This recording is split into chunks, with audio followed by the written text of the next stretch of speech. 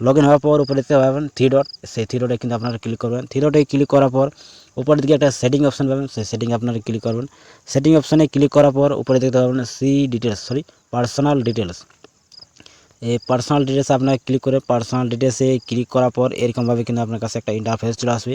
তো নিচের দিকে দেখবেন পার্সোনাল ডিটেলস আর একটা কিন্তু পাই যাবেন, সেই পার্সোনাল ডিটেলসে কিন্তু আপনারা ক্লিক করবেন। তো এরপরে এরকম একটা ইন্টারফেস আসার পর এখানে দেখতে পাবেন অ্যাকাউন্ট ওনারশিপ অ্যান্ড কন্ট্রোল, এখানে কিন্তু আপনারা ক্লিক করবেন।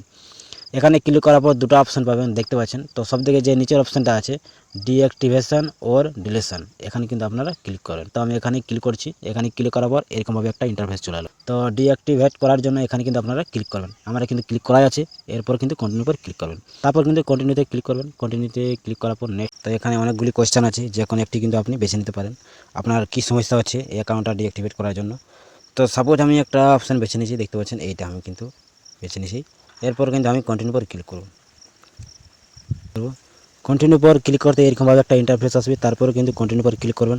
কন্টিনিউ পর ক্লিক করতে এরকম এখানে কিন্তু একটা ইনবক্স দেখতে পাবেন, সেই ইনবক্সে টিক মারি দেবেন।